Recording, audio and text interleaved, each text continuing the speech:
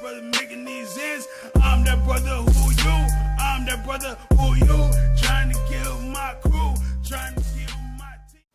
What is up, guys? The first round of the playoffs start this Saturday, and I am juiced about it, okay? I went ahead and put my first round predictions down already because there's a lot I want to get through with the semis, the Eastern Conference and Western Conference Finals, and ultimately my 5 reasons on why I picked the champion that I picked. But let's go ahead and get into it. I want to start in the Eastern Conference because I think that that's a more competitive first round.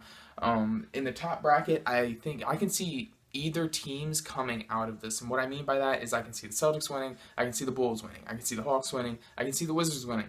Now, a lot of people will say, why the Bulls? It's a 1-8 series. The Bulls have had a rocky season so far when it comes to social media and whatnot with Rondo, Dwayne Wade, Jimmy Butler. The reason why I can see them winning is because personally, I think that they have 3 out of the top 4 players in this entire series. I think it goes Jimmy Butler, Isaiah Thomas, Rajon Rondo, and then Dwayne Wade. And Dwayne is really going to turn it up in the playoffs because he's been resting the past couple days. But underneath that is Avery Bradley, Al Horford, Marcus Smart, Jay Crowder. So they definitely have the middle guys within the Celtics, and that's how that's what they've built their team off of these past couple years as in team ball. So I do have the Celtics winning that one. They have home court, and they have produced consistency this entire season. So I feel more comfortable with my brain saying the Celtics, even though my gut is saying pick the Bulls in an upset. Now, the Wizards-Hawks, this one is going to go 7 games, I think, for sure. Okay, and the reason why I say that is because the Hawks have been playing really, really well as of late. They beat the Cavs twice.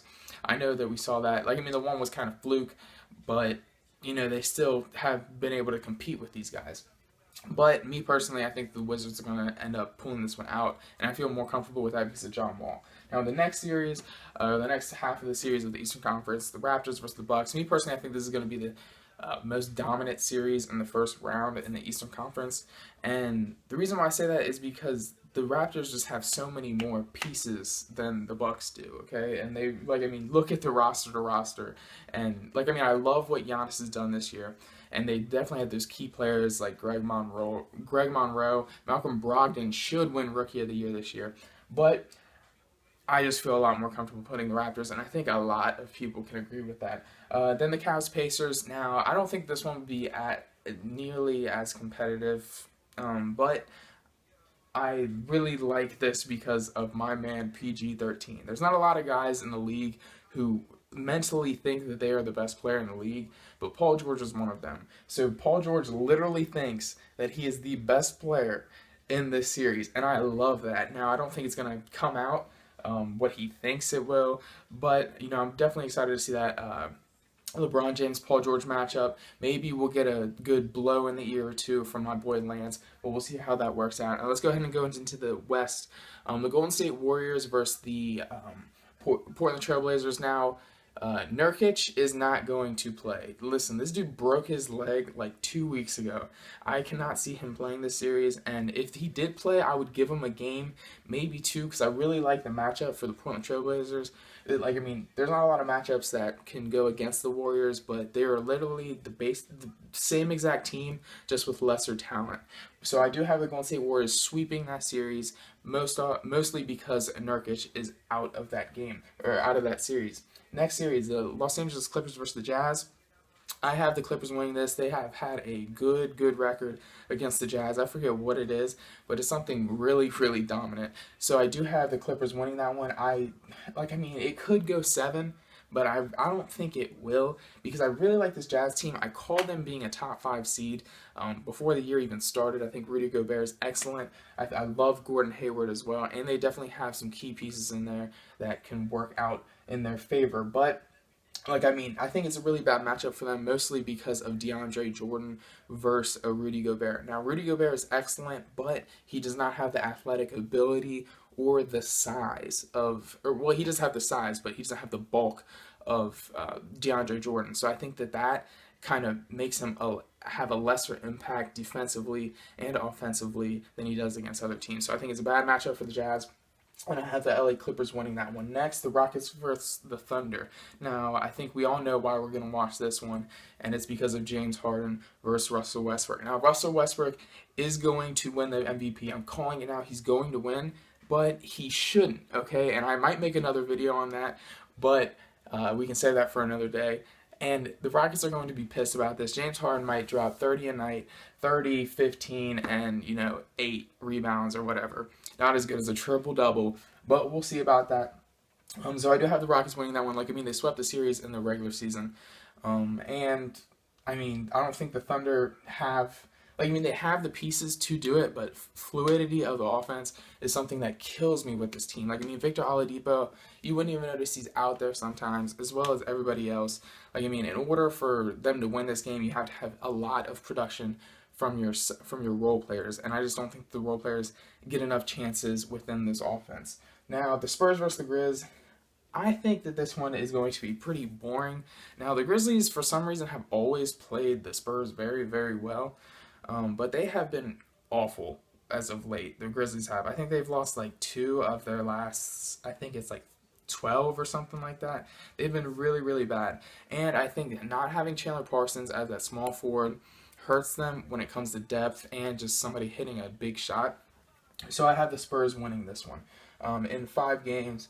But, they're the ones who, they were 8 seed who upsetted the 1 seed one time, and it was versus the Spurs. So who knows how that one's going to be. So, let's go ahead and get into the semifinals. Celtics versus Wizards. I have got to go with the Wiz in 6. Okay, and now a lot of people might get mad at this one, but I just think John Wall is on another level this season. If you've been watching him in the regular season, he's been doing something that is extremely underrated. You should watch the way that this dude passes the ball. I think he's the fastest player in the league with the ball in his hands. And I know a lot of people will say Russell Westbrook. I honestly think that John Wall is quicker on a fast break than he is. So I'm going with the Wiz on 6 in that one. I just think they have more star power as well. I know a lot of Celtics fans might get mad at this, but I just don't see it in them. And I don't know if that's just me. When you go back to that game where it was for the first seed against the Cavs. Now, I know that the Celtics played horrendous, but you really saw a lot within them because they literally only have one offensive threat, and that's Isaiah Thomas. And me personally, I'm not taking Isaiah Thomas over John Wall, Bradley Beal, and Otto Porter, who has played very, very good this year. So I am going ahead and taking the Wiz in 6. Okay, now this series right here is going to be awesome. Okay, this series is going to be very good. I'm going to go ahead and say it right now. I'm taking the Cavs in 7. I think this is going to be a 7-game series. I think the Raptors look fantastic right now. Okay, now the reason why I have this being such a good series, and people always say, well, what about in the past? The Cavs basically own this rivalry, so to say, because of them beating them in the Eastern Conference Finals 2 years straight. Now, the Raptors have obtained Serge Ibaka, and I think that this was one of the most excellent pickups in free agency. He's a rim protector, which is something that goes against LeBron because this is something that LeBron struggles with all the time. You'll have the help defense. That means that you can lessen up on LeBron to make him or force him to make shots, and if he drives the basket, you don't have to foul him as much, or you don't have to basically stay with him as much in the paint because you'll have that help side D. So I do have the Cavs winning in 7. Another player I forgot about is PJ Tucker. PJ Tucker is an excellent defender, and he has the ability to hit that corner 3, which is something that he's really picked up lately in his game. But the Raptors, for some reason, I just can't see them getting over it. PJ Tucker is one of the very few people who are strong enough to stay with LeBron. So it'll be a very, very good series. But if you had to put money on it, I think most people are going with the Cavaliers. So let's go ahead and go into the West. The Clippers versus the Warriors. Now, a lot of people might say that this one is a easy matchup because of how the Warriors have dominated as of late. But I don't think it is. I really don't think it is. I think that the Clippers have been playing so good lately that it's almost scary. I think they've won 9 of their last 11, something like that. It's something really, really good. And fluidity of their offense. There's been no team chemistry problems within the past month or 2. So I think that the Clippers are really pulling into their own. But I just think that the Warriors are a lot better than they are. And like, I mean, all these wins that they've been getting against them, all these blowouts, they've come for a reason. I think that they are just a better team, but I do think that the Clippers can get a game or two. And I don't know, I think that they might be the biggest matchup for the Warriors in the Western Conference. So the Rockets and the Spurs, I'm going with the Spurs in 5. And this might be a little too soon for people, but I really, really like the Spurs. I really do this year. I think Kawhi Leonard, LaMarcus Aldridge have been playing great. You've seen role players from their youngins, but the Rockets have such a weird and different offensive scheme. I think that defensively, the Spurs can handle it with no problem. Now, I think the Rockets are a live or die by 3. I think that we can all agree on that. But for some reason, I just, like, I mean, I don't know if this is just me, but I just can't see the Rockets winning that series. Like, I mean, it might be a little too soon for me, but I'm going to go ahead and take a risk on it. I think Kawhi Leonard is just basically going to dominate that. And I remember I saw some stat on Twitter or something. It was Kawhi Leonard guarding James Harden, Russell Westbrook, LeBron James, and somebody else. But they combined to be like, I think it was like 17% from the field during all the regular season games, which is absolutely ridiculous. And the whole offense runs through James Harden. He's the one who gets everybody open. It's beautiful to watch how James Harden does it. But when you have a guy like Kawhi, just throw him on there, just be like, Kawhi, go ahead, stop his game from happening. And Kawhi can somehow do it because he's that good of a defender. So I definitely have the Spurs winning that one, basically because of the defense of Kawhi Leonard on James Harden. So, the Eastern Conference Finals. The Wiz versus the Cavs. Now, this is one that Charles Barkley is going to be basically beating off to because he loves the Wizards for some reason. And, like, I mean, I do like them too, but I'm going to have to go with the Cavs in 5. Okay, and the reason why I say that is because I just don't see the star power yet for the Wizards. Okay, they are, like, people don't get this, but they are a really young team. I think John Wall's like 24 or 25. Bradley Beal's like 23. Bogdanovic is like 22. This is like his second year in the league. Kelly Oubre literally looks like he's like 15. Otto Porter's very young as well. This is like his 3rd season in the league. And, like, I mean, one thing, I don't listen to Coward a lot, but one thing that he is true about is experience in the NBA, and that has to come with winning, and they just haven't been there yet. Like, I mean, they haven't even been out of the, I don't even think they've been in the semis yet. No, I think they they have. But, like, I mean, they definitely haven't been in the Eastern Conference yet, and this is going to be something new to them, and me personally, I'm taking a Cavaliers with the best player on the earth. Now that I can say it, now that they are actually, in the finals, I can say that if there's one team to beat them in the East, I think it's the Raptors. Tell me what you guys think about that. Like, I mean, me personally, I think they have the roster. I think they have the experience. I think they have the star power, especially with the way DeMar DeRozan has been playing as of late. Like, he's averaging like 40 points or something like that, or something crazy. But I definitely have the Cavs going to the finals for their third straight year. So, in the Western Conference. Now, I know a lot of people are going to hate on this, but I got the Golden State Warriors in 6. Okay? I think that this might be a little one-sided. I really do. And the reason why I say that, like, I mean, if you saw that game without Kevin Durant, they dominated from, what was it, like, the second quarter, the beginning of the second quarter to the end of the fourth. They absolutely dominated and picked them apart. Now, with the Kevin Durant in there, it's going to be even worse. 6 games might be a little too high, but I'm giving my respect to Popovich, to Kawhi Leonard, and all the Spurs organization. So I'm definitely going with the Warriors there. There's not much to say about that one. I mean, I love Kawhi Leonard. The big man strategy that they have with Paul Gasol and LaMarcus Aldridge, I just can't see it actually working against a team that is as high pace as the Warriors. And, I mean, I think you're going to see a lot of David Lee and more youngins like DeJounte Murray and and Kyle Anderson. Yeah, I think Kyle Anderson can play a big part in it.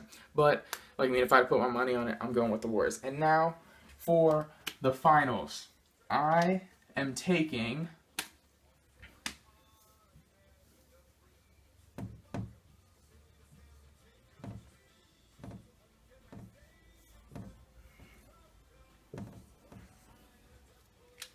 The Golden State Warriors in 5 games, and here are my 5 reasons why.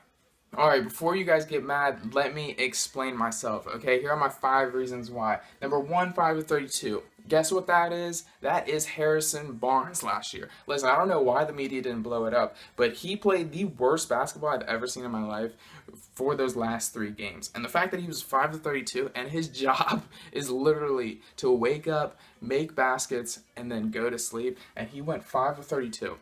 God awful, and he's not on the team anymore. Next is Ezeli. Thank God Ezeli is not playing this year because he was the worst center in the entire league last year. His help defense was trash. His rebounding was trash. His ability to actually catch the ball and make a basket or dunk was trash. Okay, and he is off the court now. And it's so much better that he's not on the court for the Warriors because he was absolutely terrible. 2 is mind games. Now, a lot of people think that the Cavs have some mind control over the Warriors because of them winning when they were down 3-1 or when they were up 3-1. Now, here are 2 statistics that are extremely close to me. Now, I know that Kevin Durant is 5 of 19 against LeBron James. 1, because he is the younger player, and this usually happens when you play against the best player in the league who's older than you, is you lose. Especially when there's a media hype that this is your upcoming rival. And, like, I mean, the Sonics team was horrible that Kevin Durant was on. And they were young when they were on the Thunder. So, here is the regular season statistics. It's pretty similar. Like, I mean, of course, LeBron James has the assist numbers up. And most importantly, here is the finals games. Like, I mean, you can make the case that Kevin Durant played a better series. Now, I know that by the eye test, LeBron looked like he absolutely dominated that series, which he kind of did. But I mean, it's not like Kevin Durant didn't show up to play. Now, I know that's one thing that Bill Simmons was talking, or he was on Bill Simmons, and they were talking about the rivalry between the two and how LeBron dominates, and Kevin Durant was just kind of like, look at the stats. Like, I mean, I put up my numbers. I have good games against him. It's just a matter of the outcome might be a little swayed because of, you know, other teammates and whatnot. So I definitely think that Kevin Durant will be up to show or come up to play. Like, I mean, that 3-point. Like, I mean, look at that. That's pretty significant. 20 or 19% to 40%. So we'll see what happens then. And then the mind games with the Warriors overall. Like, I mean, you can. Like, a lot of people say the 3-1 thing, but, like, I mean, they absolutely dominated the last game. Now, a lot of people say that it was because they had a back-to-back and they were on the road a lot for the Cavs. But, like, I mean, that Christmas game, they dominated 36 minutes out of the 48. The fourth quarter was really bad. I think it was turnovers. I think it was almost a good thing for the Warriors because it showed them what they can't not do, and they can't take, you know, LeBron James for granted or Kyrie Irving because they have that deadly instinct that they do to come back and actually win these games. But, like, I mean, I would personally rather take the team that has looked the best for the most amount of time than the team that has looked the worst and hope for an upset or hope for a, you know, shocking result just because they've done it before. Number 3 is dependability on the 3-point shot. Now, this goes for both teams. Okay, I think one thing that I hated about the Warriors, and I even said it, is how much they depended on the 3 the past 2 years. Now, look at the playoffs. They were down 3-1 with the Thunder. The reason why, couldn't hit threes. As soon as they start hitting threes, like Klay Thompson in Game 6, they start to win. Okay, and hold on, was it Game 6? Yeah, it was Game 6. But they absolutely depended on the 3, and then that's what happened in the finals, was Klay Thompson and Steph Curry went absolutely cold for the last 3 games, and their bench wasn't able to pick them up like they did in the first couple games. So I think that they depended a lot on the 3, which is, as of now, they don't. I think defensively they are so much better. I think they have the ability to create more shots this year, more open shots, more open looks, you know, even the easy twos, the back cuts to the lane or to the basket. You know, I just think that they have a higher or a better shot selection this year, which will be huge when they go on or when they have a drought, when the Cavs start coming back or stuff like that. And then including on this is how much the Cavaliers depend on the three. I think the Cavs depend on the three a ton this year, and most importantly, I think that's because of LeBron James, Iman Shumpert, Richard Jefferson, and guys like that who they don't normally hit threes, but when they do, they win games. And I think that that is something that is huge because I would take that bet against them at any time because I don't think those guys are hitting threes to me. I think that in order for them to win this game, Kyrie Irving has to take has to make extremely contested shots, and J.R. Smith as well. And then Kevin Love can't be a sleeper this year, which we'll get on more into that on number 5. But I think those three guys are going to have to hit threes this game. And and when I say hit threes, I'm talking like 40%, like 45%, somewhere in that range.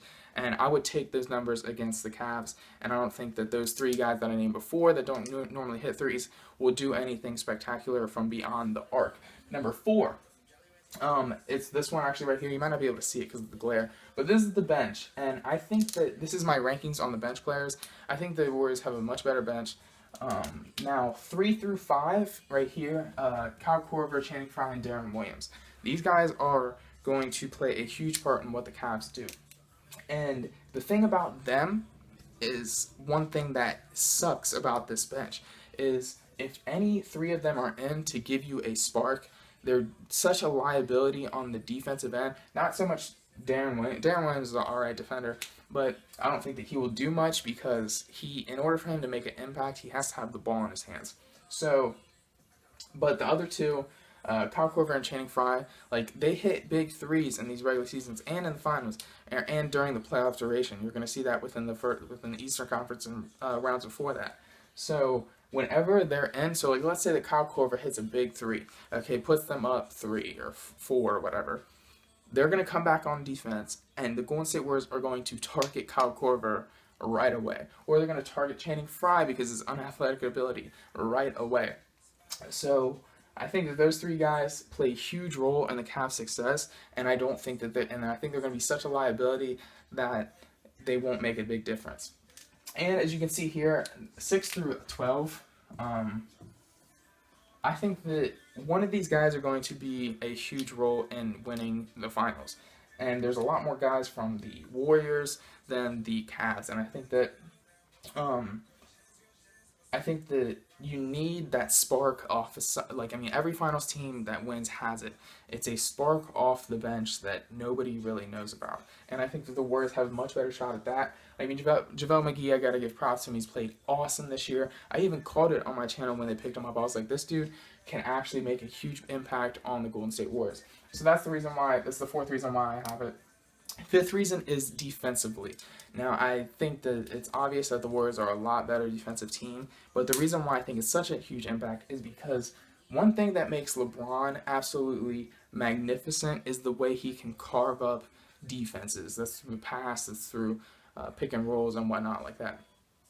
LeBron will consistently have a pick or set a pick or get a pick, and it'll be a mismatch no matter who it is because it's usually a point guard or it's usually a forward or something like that who can't guard him. So the Warriors have Iggy, Sean, KD, Draymond, and Klay Thompson. These are all 5 guys that, 3 of them will be on the court at all times, more than likely. And 5 of these five guys, you will feel comfortable with LeBron on them. So I think when they switch off of screens, I don't think that LeBron can take as big as an advantage of it as he usually can. Next is Kevin Love, like I was talking about earlier.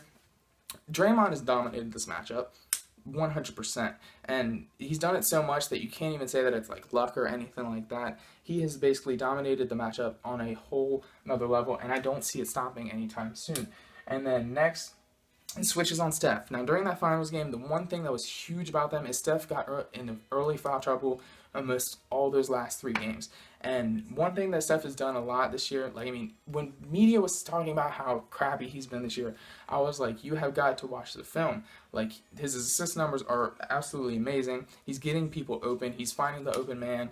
And defensively, he has improved so much. So I think that's going to be huge for them. Having Steph on a Kyrie Irving whenever they switch and try to pick apart Steph's lack of defense. So I don't think that's going to happen as much this year, and I don't think he's going to be in as much as in much foul trouble this year as he was in last year, so he'll be able to be on the court more. And next is the Cavs defense is 9th to 21st, and I just think they've been a lesser defensive team than they were in the past. And now my bonus reason, and you might be wondering, what is this? And you're probably like, what are those, 2 basketballs? Are they 2 balls to say that the Warriors have more balls than the Cavs do, or the Cavs have more balls than the Warriors do? But no, it's not, and I'm going to show you what it is.